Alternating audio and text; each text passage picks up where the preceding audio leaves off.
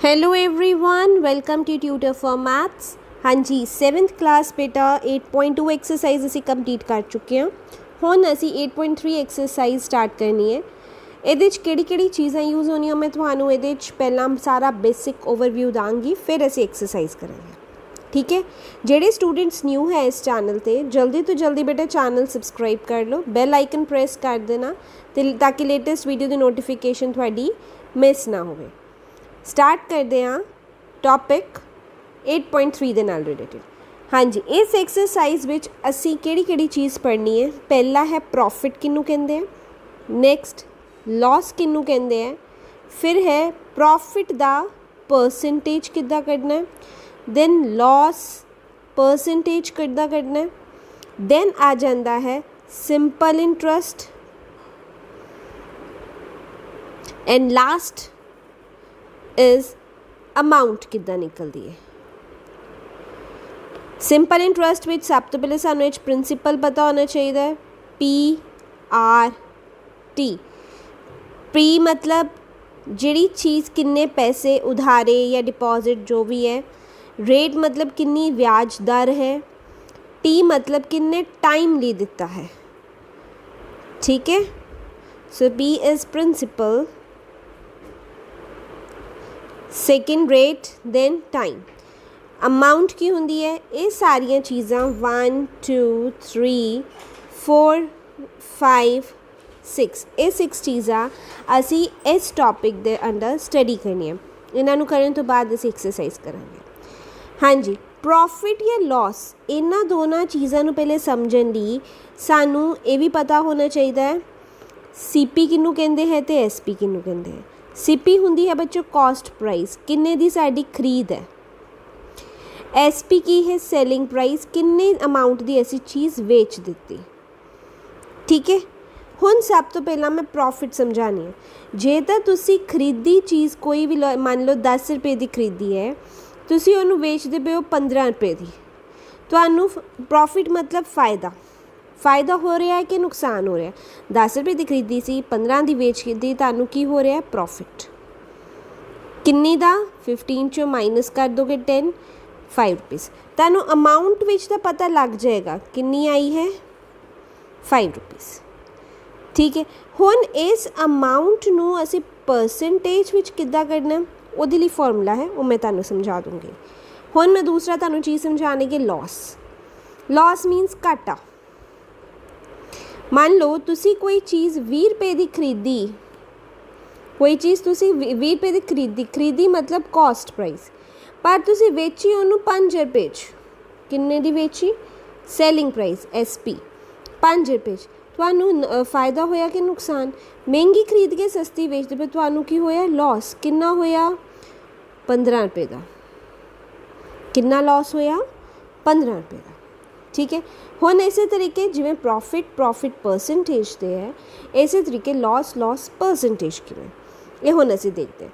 Profit समझ आ गया किद्दां कड्डी दा, प्रॉफिट विच किहड़ी चीज़ वड्डी है, सैलिंग प्राइस वड्डी हुंदी है ते CP कॉस्ट प्राइस छोटी हुंदी है। तो प्रॉफिट किद्दां कड्डी दा है, सैलिंग प्राइस चो कॉस्ट प्राइस माइनस करके। हुण प्रॉफिट परसेंटेज किद्दां कड्डनी है, इस तरीके लॉस की हुंदा है।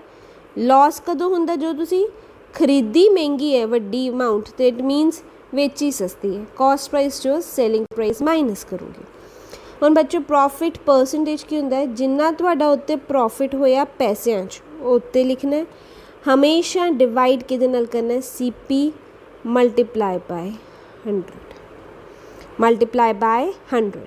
Similarly with loss percentage, loss विच जिन्ना तुहानूं लॉस होया है रुपइयां 'ਚ, इत्थे किसी प्रॉफिट रुपइयां 'ਚ, ओवर CP ही जिहड़ी भी लॉस या प्रॉफिट है, नफ़ा नुकसान, ये हमेशा साडी खरीद मुल यानी कॉस्ट प्राइस ते तय हुंदा है।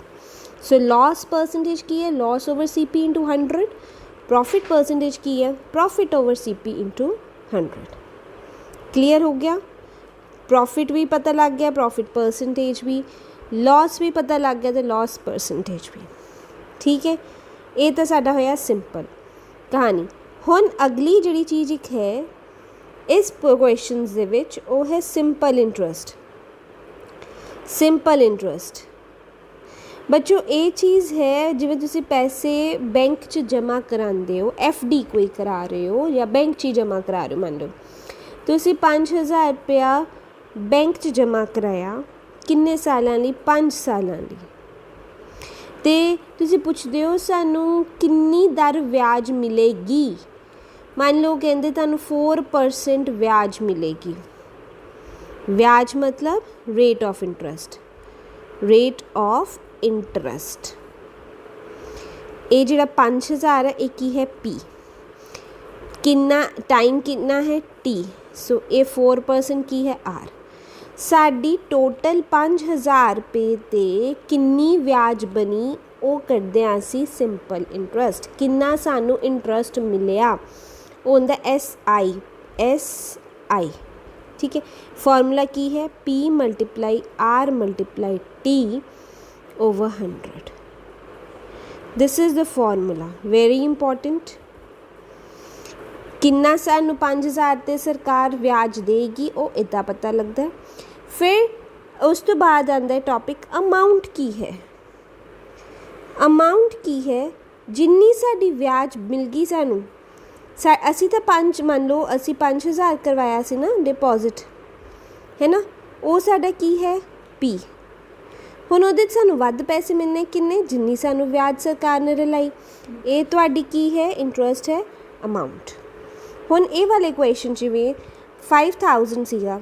ਸੋ ਮੈਂ ਅਗਰ ਇਹਦਾ ਸਿੰਪਲ ਇੰਟਰਸਟ ਕੈਲਕੂਲੇਟ ਕਰਨਾ ਹੋਵੇ, SI ਕਿਹਦੇ ਇਕੁਅਲ ਆਇਆ? 5000 P × R। R ਕਿੰਨਾ? 4। T ਕਿੰਨਾ ਹੈ? 5। ਟਾਈਮ ਧਿਆਨ ਰੱਖਣਾ ਹਮੇਸ਼ਾ ਸਾਲਾਂ 'ਚ ਹੋਣਾ ਚਾਹੀਦਾ। ਜੇ ਨਹੀਂ ਸਾਨੂੰ ਸਾਲਾਂ 'ਚ ਕਨਵਰਟ ਕਰਨਾ ਪੈਣਾ, ਈਅਰਸ ਵਿੱਚ ਕਨਵਰਟ ਕਰਨਾ ਪੈਣਾ ਹੈ। ਸੋ ਕਿੰਨੇ ਸਿੰਪਲ ਇੰਟਰਸਟ ਕਿੰਨਾ ਮਿਲ ਗਿਆ? 5 5 25, 25 × 400 and 1000। 5 ਸਾਲਾਂ ਦੇ ਵਿੱਚ ਸਾਨੂੰ ਕਿੰਨੀ ਸਰਕਾਰ ਨੇ ਵਿਆਜ ਦਿੱਤੀ? 5000 ਰੁਪਏ 'ਤੇ ਜੇ 4% ਇੰਟਰਸਟ ਹੈਗਾ ਅਤੇ ਕਿੰਨਾ ਬੇਟੇ ਬਣ ਗਿਆ? 1000 ਰੁਪਇਆ।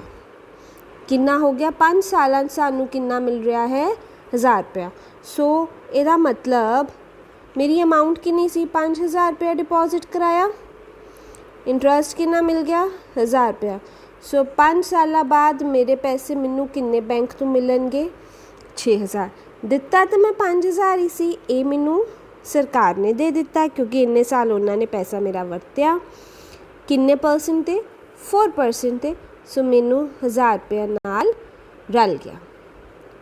ਠੀਕ ਹੈ, ਕਲੀਅਰ ਹੈ। ਹੁਣ ਇੱਕ ਹੋਰ ਐਗਜ਼ਾਮਪਲ ਦੇਖ ਲੈਂਦੇ ਹਾਂ। ਮੰਨ ਲਓ P ਤੁਹਾਡਾ ਹੈ 2000, ਰੇਟ ਆਫ ਇੰਟਰਸਟ ਤੁਹਾਡਾ ਹੈ 6%, ਟਾਈਮ ਤੁਹਾਨੂੰ ਹੈ 2 ਸਾਲ। ਸਾਡਾ ਇੰਟਰਸਟ ਪਹਿਲੇ ਕੈਲਕੂਲੇਟ ਕਰੋ ਬੇਟਾ, P × R × T over 100। So what will be that? 2000 × 6 × 2 over 100 cut गया। 2 2 ज़ा 4, 4 6 ज़ा 24। 240 रुपये ਤੁਹਾਨੂੰ ਇੰਟਰਸਟ ਮਿਲ ਗਏ 2 ਸਾਲਾਂ 'ਚ। ਸੋ ਤੁਹਾਡੀ ਅਮਾਊਂਟ, ਜਿਹਨੂੰ ਅਸੀਂ ਅਮਾਊਂਟ ਨੂੰ ਕੀ ਕਹਿੰਦੇ ਹਾਂ ਬੱਚੋ? ਇੰਗਲਿਸ਼ ਦਾ ਅਲਫਾਬੈਟ A ਲਈਦਾ ਹੈ। ਉਹ ਕੀ ਹੈ? Simple interest plus principal. 240 extra ਮਿਲ ਗਏ, 2000 ਮੇਰੇ ਕੋਲ ਸੀਗੇ। ਸੋ ਇਟਸ 2240 ਰੁਪਏ ਤੁਹਾਨੂੰ ਅਮਾਊਂਟ, ਯਾਨੀ 2 ਸਾਲਾਂ ਬਾਅਦ ਤੁਹਾਨੂੰ ਇੰਨੇ ਪੈਸੇ ਮਿਲਣਗੇ। ਠੀਕ ਹੈ ਬੱਚੋ, ਕਲੀਅਰ ਹੈ। ਚਲੋ ਹੁਣ ਆਈਏ ਐਕਸਰਸਾਈਜ਼ 'ਤੇ। फर्स्ट क्वेश्चन की है? प्रॉफिट एंड लॉस दे कहते फाइंड करो प्रॉफिट कितना है या लॉस। ये जे जो भी है प्रॉफिट या लॉस है तो वह असी की करना? Profit percent. चलो जी देखो, पहला क्वेश्चन, गार्डनिंग शेयर इन्ने का खरीदया। बॉट मतलब खरीदया मीनस CP बेटा कितना है? 250। सोल्ड मतलब SP 325। दसो केड़ी वैल्यू वड्डी है? SP वध अमाउंट है ना। सो इट मीनस की मेरा होया है? प्रॉफिट। की बच्चे होया है प्रॉफिट। प्रॉफिट दा की फार्मूला है SP माइनस CP। SP कितना है 325, CP कितना है 250। कटा दो जी,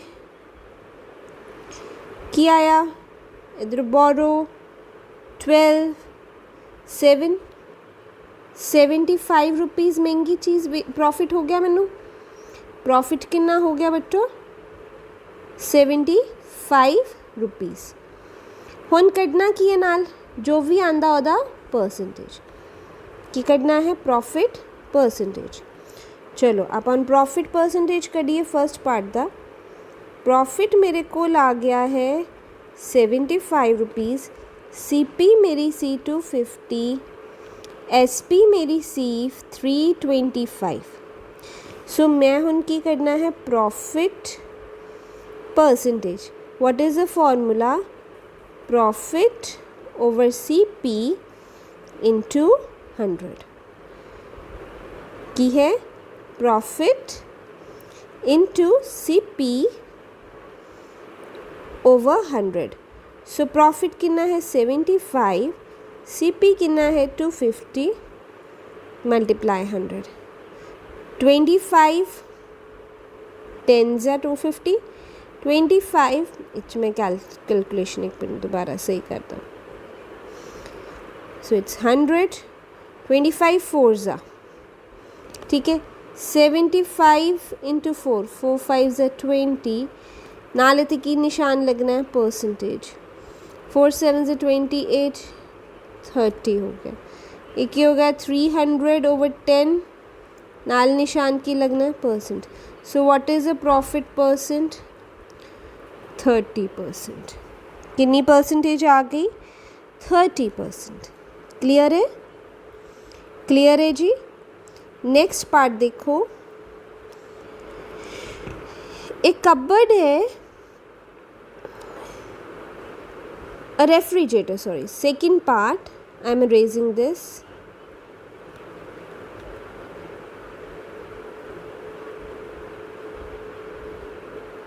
हाँ जी, कहते एक रेफ्रिजरेटर है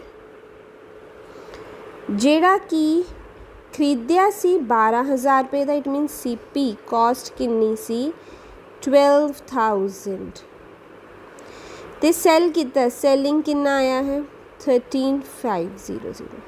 HVSP वड्डा है CP नालों, तो इट मीनस मेरा की निकल रहा प्रॉफिट। हुणे तुसी आपे करोगे प्रॉफिट कट के इहदा भी प्रॉफिट परसेंटेज कटना। ठीक है, मैं तुहानू क्वेश्चन करान लगी हाँ फोर्थ पार्ट। ठीक है, फोर्थ पार्ट, थर्ड पार्ट भी बेटा तुहाडा होमवर्क है। सो सेकेंड भी होमवर्क, थर्ड भी होमवर्क।